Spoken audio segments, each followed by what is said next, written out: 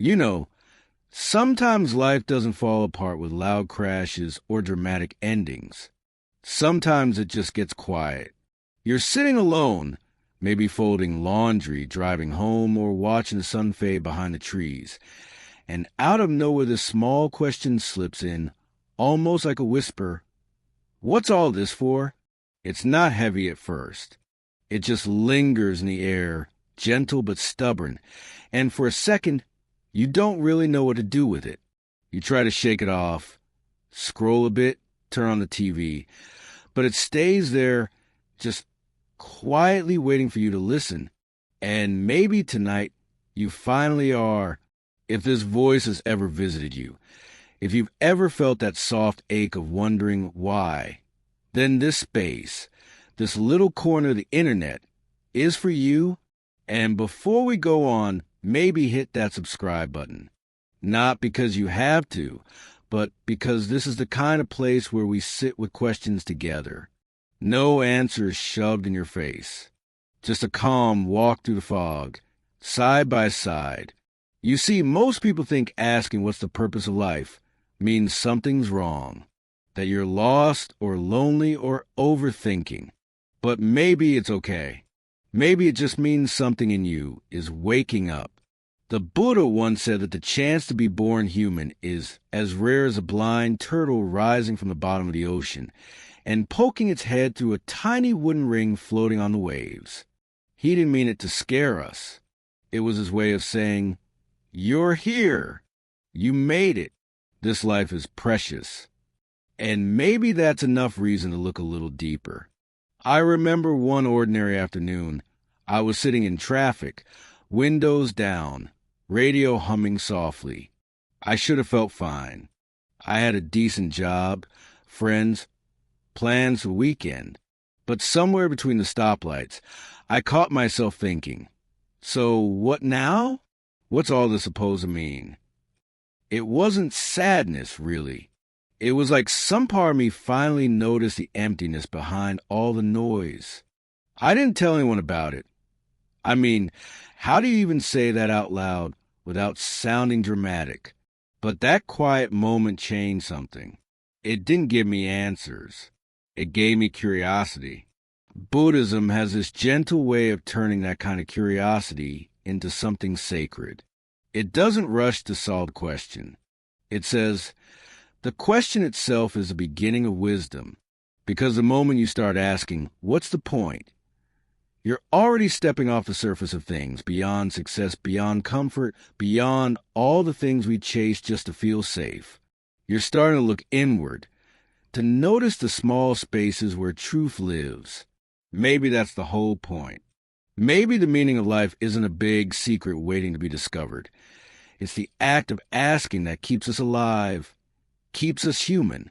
The philosopher Albert Camus once said that the greatest question in life is whether it has any meaning at all. He called it the absurd, that feeling of seeking meaning in a world that stays silent. But he also said the bravest thing we can do is to face that silence and live anyway. Buddhism agrees, but adds something softer. That silence isn't empty. It's space. It's where awareness can grow. And I think that's beautiful. Because when life goes quiet, we don't have to panic. We can just listen. We can let that question echo a bit and see where it leads. The truth is, maybe you don't need a grand purpose right now. Maybe you just need to stay open, to feel this breath, to notice the way your heart keeps beating even when your mind is uncertain. So if you've ever felt that gentle confusion, wondering why you're here, what it all means, don't rush to fix it. Don't fill the silence. Just sit with it. Let it be your teacher. Because maybe that's how wisdom begins, not in knowing, but in listening. And if you want to walk this path with me, slowly, honestly, one breath at a time, subscribe, stay a while. We'll keep talking like this, about the small things that end up meaning everything, about life and how short it is, and how that might just be what makes it so incredibly precious. You ever notice how life feels like a constant chase? We wake up already running, try and catch something: happiness, success, approval, love. And no matter how far we get, it never feels like enough. Maybe for a moment we touch it, that little spark of joy when things finally fall into place. But it slips away before we even have time to hold it. So we start running again, thinking, okay, maybe the next thing will fix it. But it never really does it? That's what the Buddha called a cycle. The habit of chasing what feels good and running from what feels bad. He said it's not just pain that traps us. It's the way we try to escape it. We fight sadness, we fear failure, and we grasp at happiness like it's something we can lock in a box. But life doesn't work that way. It moves, it shifts, it fades. Everything does. And the more we cling, the more we ache. I remember watching a friend go through this loop. She worked hard, saved money, bought the house she always wanted. She thought that would be it. The moment everything finally made sense. But a few weeks later, she called me and said, "It's strange.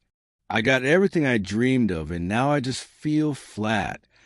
There was no drama, no crisis, just a quiet emptiness, sitting in the middle of her perfect little life. And she felt guilty for even feeling that way. But maybe she shouldn't have, because that's not failure. That's truth. That's the moment the soul starts whispering, there's more than this. It's funny, isn't it? We run so fast trying to fix what hurts that we forget to see what's underneath it. The Buddha used the word dukkha for this restlessness. Not just suffering, but the subtle discomfort that hums even when life looks fine, like an itch you can't quite reach. And the more you scratch, the worse it gets. The way out isn't to scratch harder. It's to stop, breathe, and see what's really happening. Maybe happiness was never meant to be something we own. Maybe it's something that passes through, like sunlight or music or laughter. You can't hold it without losing it, but you can experience it fully when you stop clutching at it. The same goes for sorrow. It's not the enemy. It's a season like winter. It comes, it teaches, it leaves. When we stop chasing and start noticing, something soft begins to open inside us, like a space that's been waiting there all along. A place where you don't have to fight for peace. You just stop fighting. You don't have to pretend to be happy. You just stop running from what you feel. And that's where real calm begins. Not the kind you get from perfect plans or achievements, but the kind that comes from being okay with what is. Maybe that's why monks smile so easily. Not because they figured life out, but because they've stopped trying to fix it. They've learned that happiness and sadness aren't opposites. They're dance partners. One leads, the other follows, and if you stop pushing one away, both start to move in rhythm again.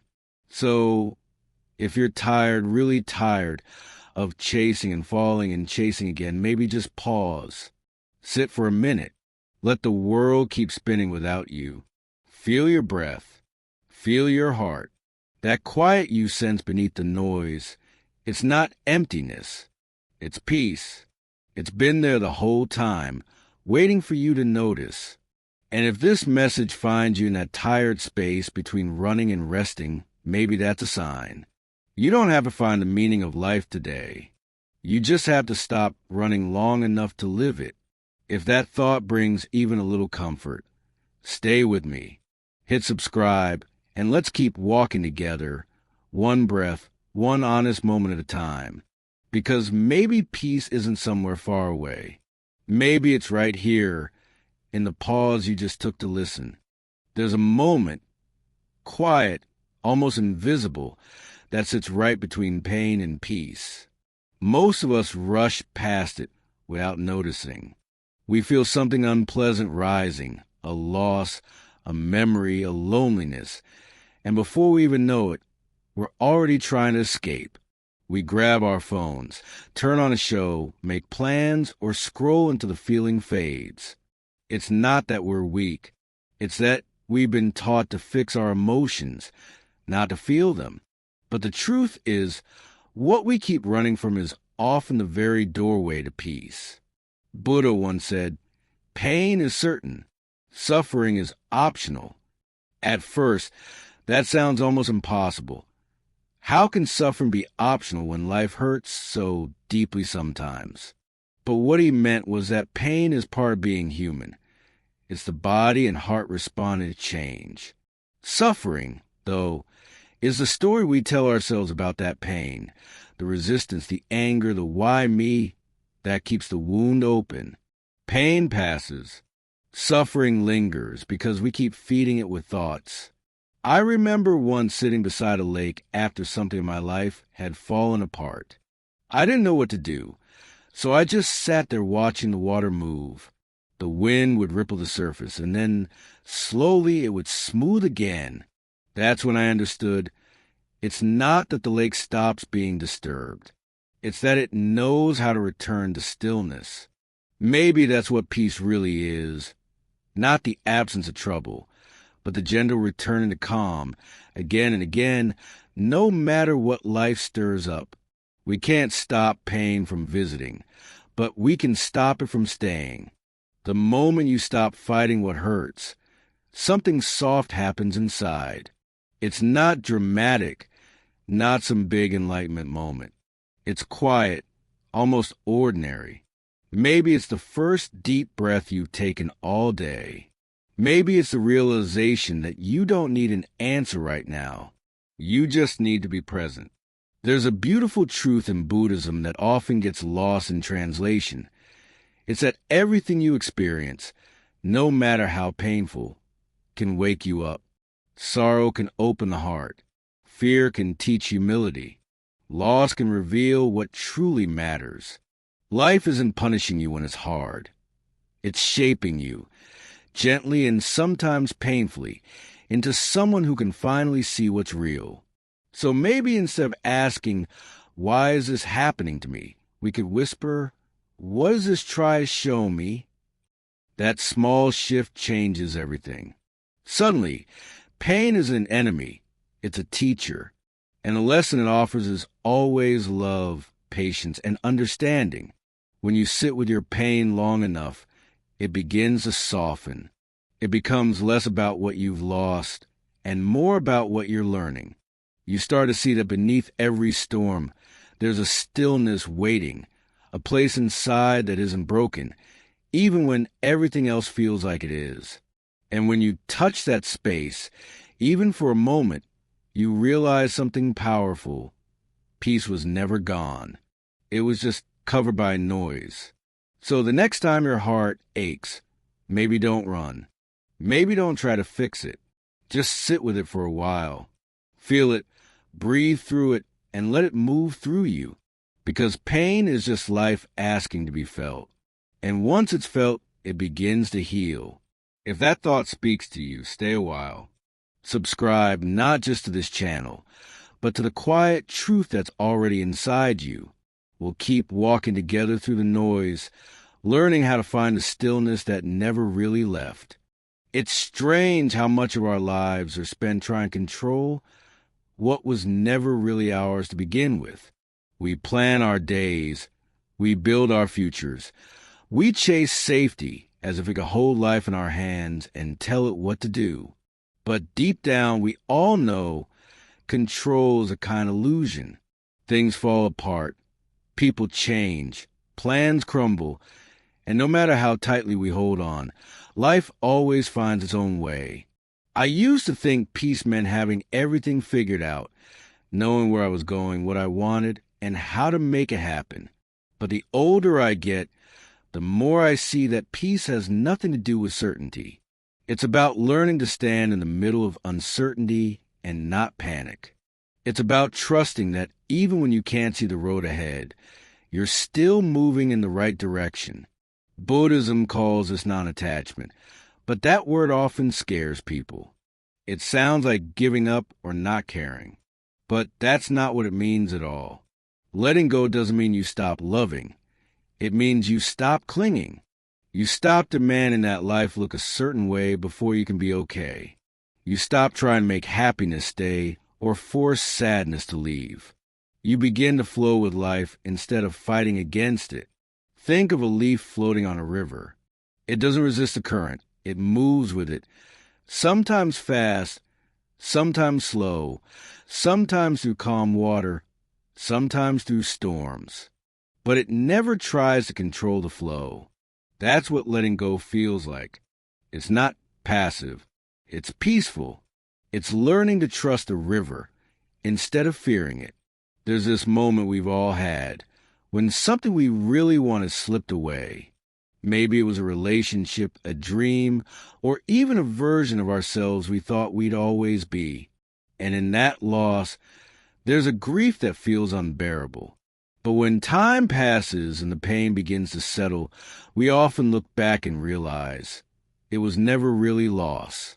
It was life moving us toward what we were meant to see, toward who we were meant to become.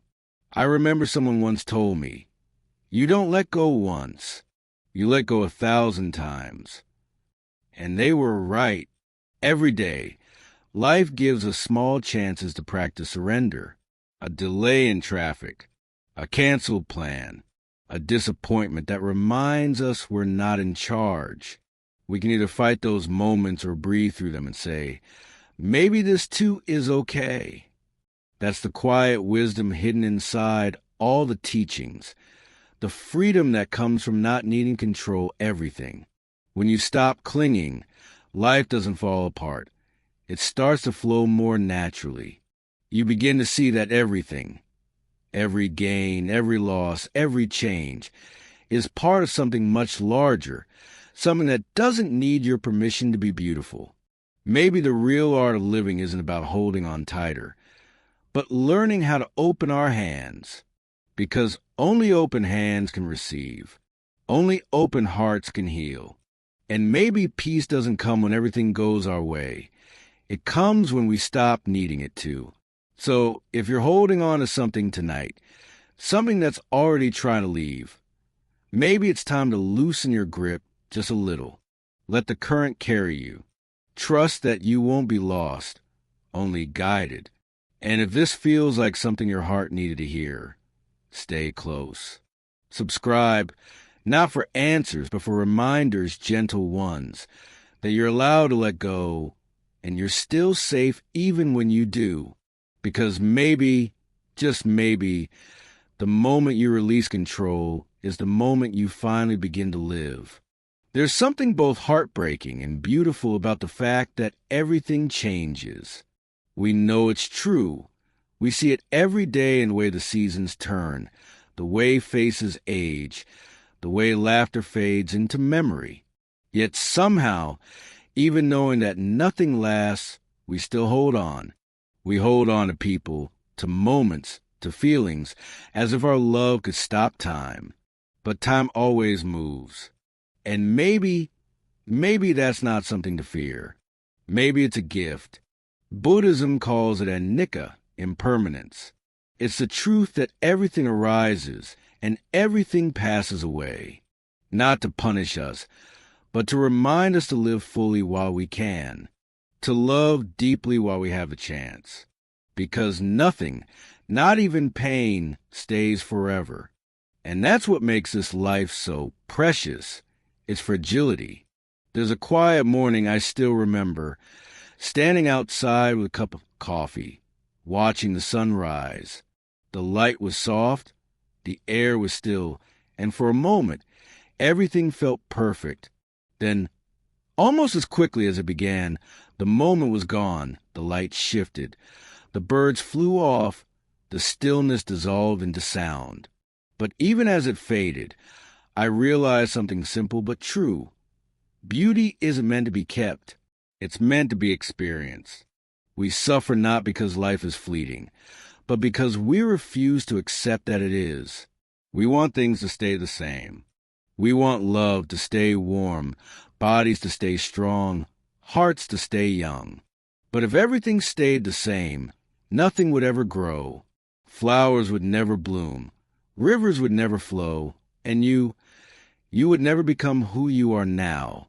Change isn't the enemy. It's the heartbeat of existence. And maybe that's why sadness feels so close to beauty.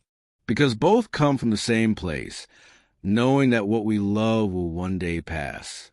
Yet in that truth, there's also peace. Because once we stop fighting the flow of time, we start to see its grace. We begin to live not in resistance, but in gratitude. Every smile, every hug, every sunrise becomes sacred, simply because we know it won't last forever. There's an old saying, you can't step into the same river twice. The water that touches your feet right now is already gone, carried away by the current. Life is like that, constantly moving, endlessly renewing. The question isn't how to stop the river.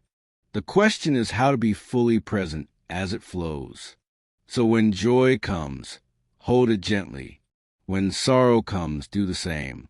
Let each emotion move through you like wind through trees, felt but never force to stay. Because when you learn to let life pass through you instead of trying to hold it, something incredible happens.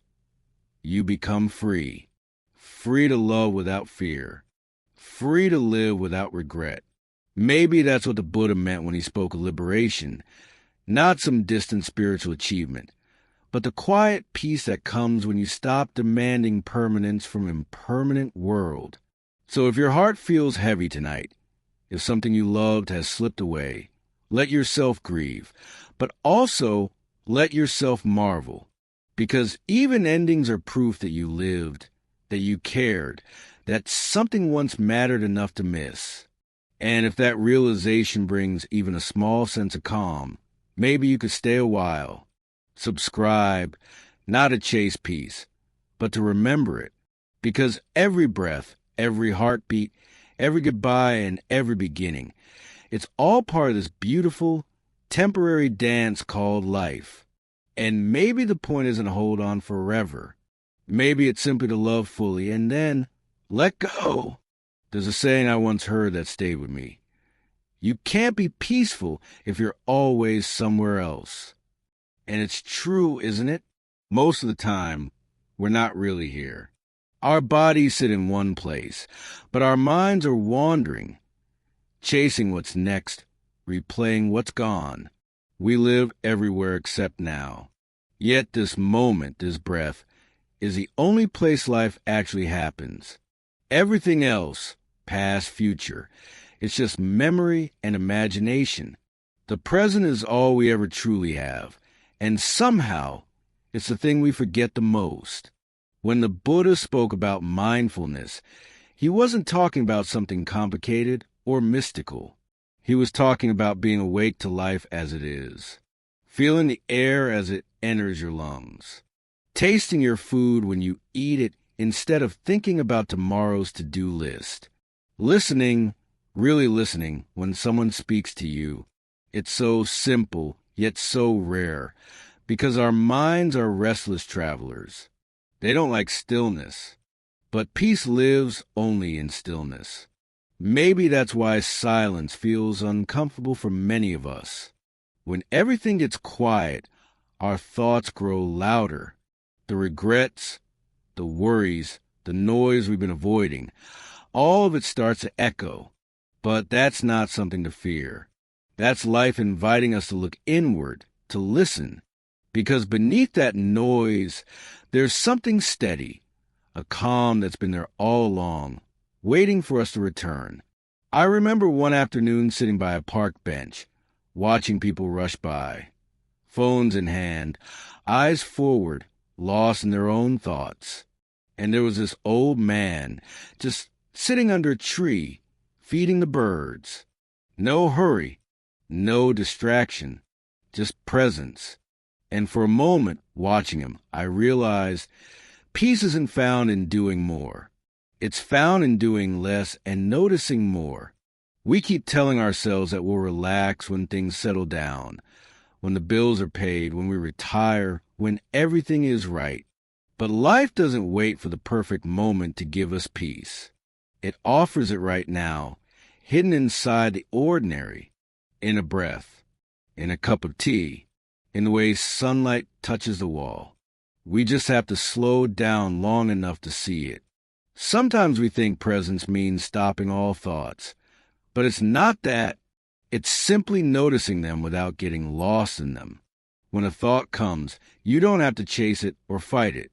You just say, there you are, and let it pass, like clouds drifting through a wide blue sky. You don't have to control the clouds to enjoy the sky. Maybe mindfulness isn't about trying to change your life. It's about actually living it, feeling each moment as it unfolds, even the difficult ones.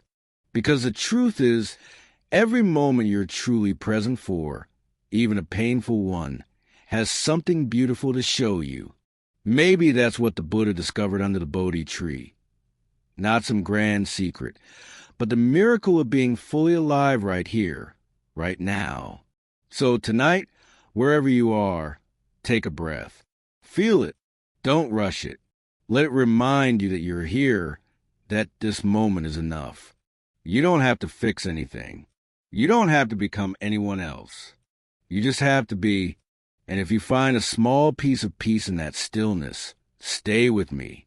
Subscribe if you like, not because you need answers, but because sometimes we all need a soft voice to remind us to slow down, breathe, and remember. The present moment isn't small, it's everything. There's a quiet strength in letting go. Not the kind that looks powerful from the outside, but the kind that softens your chest, that unclenches your hands, that whispers it's okay. Letting go isn't about losing or giving up. It's about freeing yourself from what no longer fits the person you're becoming. And maybe that's the hardest lesson life keeps trying to teach us. That peace doesn't come from holding on tighter, but from learning when to release. You see, we humans have this tender habit of clinging. We hold on to moments that once made us happy, people who once made us feel seen, dreams that once gave us purpose. And we hold them so close that we forget everything in this life is meant to move, to shift, to flow. Nothing stays. The tree sheds its leaves. The tide rolls back. The sun sets, not because it's gone forever, but because it's making space for another dawn. Why we expect life to be any different? I used to think letting go meant losing love, but now I see it's the opposite. When you let go, you make room for love to breathe again without expectation, without fear. It's like opening a window after a long winter. The air might be cold at first, but it's fresh, honest. It reminds you you're still alive. Maybe you've had to let go of someone you loved deeply, not because you stopped caring, but because holding on began to hurt more than the loss itself. Or maybe you've had to release an old version of yourself, the one that tried so hard to please, to prove, to be perfect. It hurts, I know, but every time something leaves your hands, something new has a chance to enter. There's a small story I once heard about a monk who carried a heavy bowl of water everywhere he went. One day, another monk asked him why. He said, "Because it's mine. I've had it for years." The other smiled gently and said, "Yes, but look, your hands are never free to receive anything else."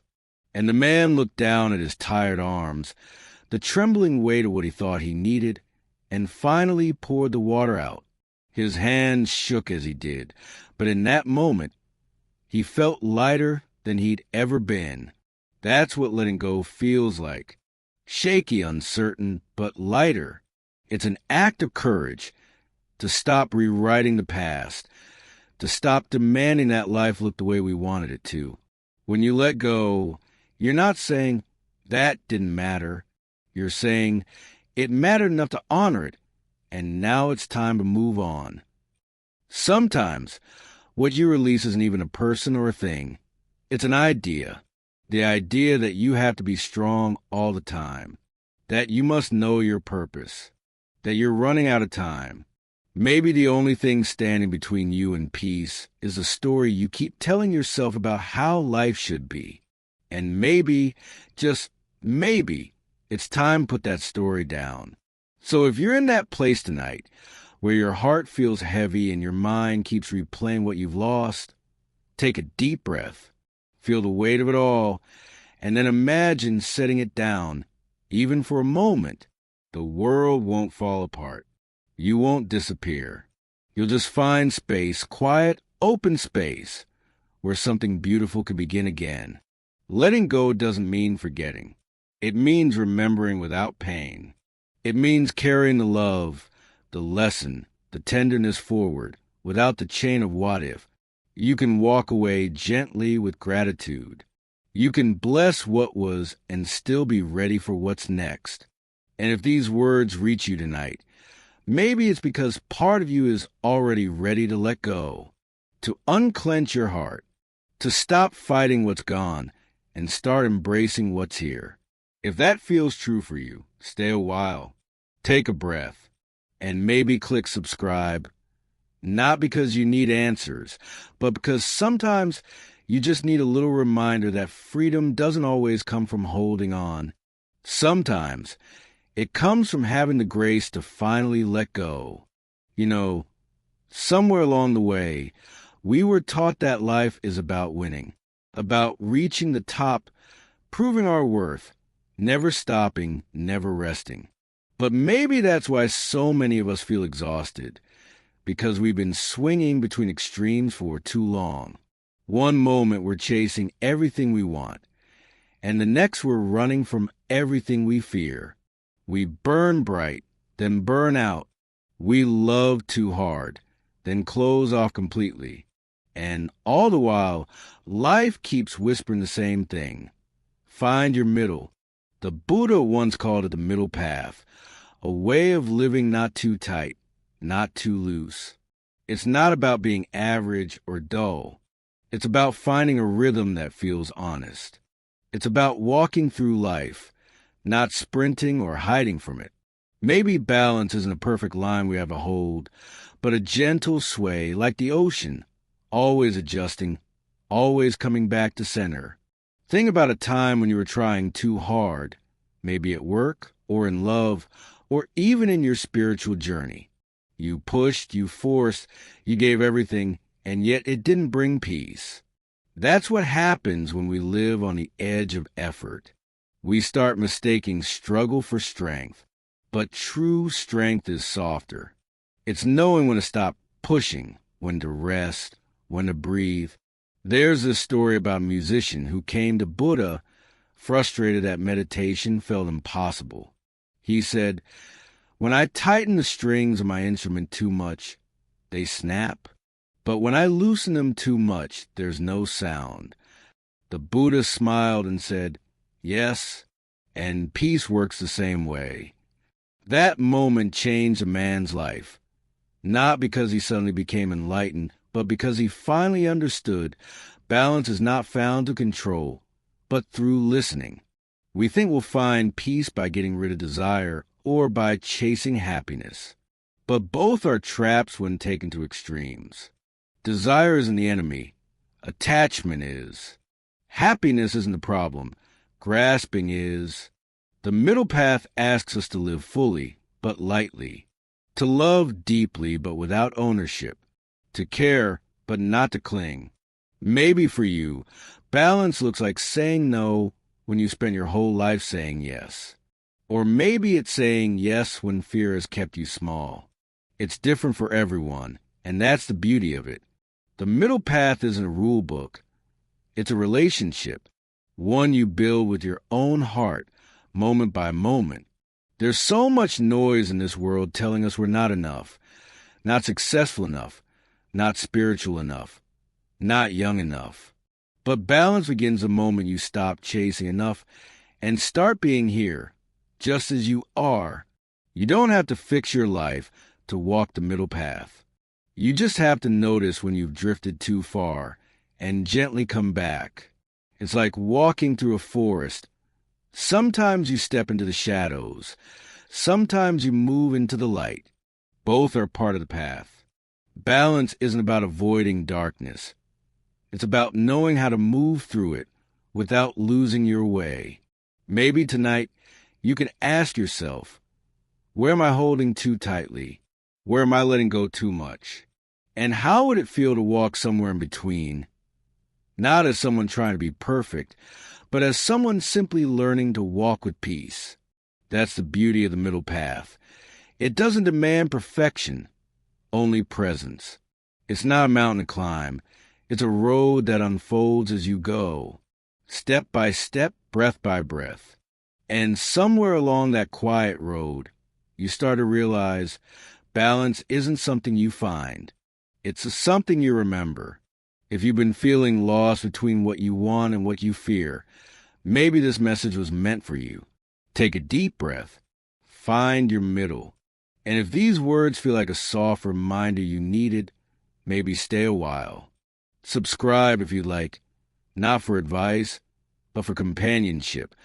A small space to remember that peace doesn't live at the extremes. It lives right here in the gentle rhythm of a balanced heart. Sometimes, late at night when the world gets quiet, you might find yourself wondering, does any of this really matter? Do the things I say, the choices I make, the love I give, do they last? Or do they just fade away like smoke? It's a question that visits all of us eventually. And maybe the answer isn't found in some grand philosophy, but in the simple truth that everything we do, every small act, sends a ripple through the world. Buddhism calls it karma, not as punishment or reward, but as cause and effect. You drop a pebble into a still pond, and though the water may settle, the ripples keep moving outward long after the splash is gone. Our lives are just like that. Every word we speak, every intention we set, every kindness or cruelty, it all leaves traces, shaping the moments that follow. It's not about fear or guilt. It's about awareness, the kind that reminds us how powerful even the smallest choices can be. You've probably seen it happen. You hold a door open for someone, and their smile lingers longer than you expect. They pass that kindness along to someone else, and by the end of the day, a dozen hearts feel lighter, all because of one tiny gesture you didn't even think twice about. That's how the universe moves, quietly, invisibly, through the gentle waves of what we do and who we are. But this ripple works both ways. Harsh words, resentment, anger, they spread too, not because we're bad people, but because pain, when unhealed, tends to echo. The good news is, awareness can stop the echo. The moment you realize you're passing pain forward, you have the power to choose differently, to pause, to breathe, to let the ripple end with you. Some people think of karma as a cosmic scoreboard. Do good, get good. Do bad, get bad. But that's not quite it. It's more like planting seeds. Whatever you plant with time and care will grow. If you plant compassion, you'll grow understanding. If you plant fear or greed, you'll grow restlessness. The soil doesn't judge. It just brings forth what you give it. And every day we're planting something. There's a story that comes to mind about a farmer who spent years tending to a barren patch of land. Neighbors laughed, said the soil was dead, but he kept watering it anyway, quietly, patiently. One morning, wildflowers began to bloom, not where he planted them, but across the hill, carried there by the wind. That's karma, too. You don't always see where your goodness grows, but always finds a place to bloom. Maybe that's what life is really about, not chasing meaning, but creating it through how we live. Every time we choose patience over anger, honesty over convenience, or love over fear, we change something. Maybe not the whole world, but someone's world. And isn't that enough? Even death in this light isn't the end. It's just another ripple expanding beyond our view. The energy of our choices continues. In memories, in kindnesses passed forward, in the unseen ways our presence has shaped others. We may not live forever, but the love we give does. It travels, quietly, finding new homes long after we're gone. So the next time you wonder if your life has purpose, remember this. Every breath you take carries a chance to create something beautiful. Every moment you choose awareness over reaction, you soften the world just a little. And that matters. It always has. Maybe the meaning of life isn't something we find at all. Maybe it's something we leave behind. In the trails of gentleness, the words spoken with care, the small acts no one noticed but you. Because even when the body fades, the ripple remains. So tonight, wherever you are, take a deep breath and know that your existence is already touching countless others in ways you may never see. And if these words remind you that quiet truth, I hope you'll stay a while. Subscribe if you like. Not for answers, but to keep walking together, creating ripples of peace in a noisy world. After all, it only takes one calm heart to still the water. Maybe the most beautiful part of this journey is realizing we were never really lost. We've just been wandering in circles, chasing what was inside us all along. You know, when we first ask questions like, what's the purpose of life, or why am I here? It feels like we're standing at the edge of a vast, empty field, shouting into the wind. We wait for some divine echo, some perfect answer to return. But instead, life whispers back softly, just live, and maybe that's enough. Maybe the purpose isn't in the finding, but in the being. Being present when you sip your morning coffee. Being kind when the world feels harsh. Being gentle with yourself when your heart is tired. We spend so much of our lives trying to become successful, wise, loved, understood, that we forget what it's like to simply be, to sit in silence and realize that this breath, this heartbeat, this ordinary moment, it's all part of the miracle. Buddhism doesn't ask us to escape life or cling to it.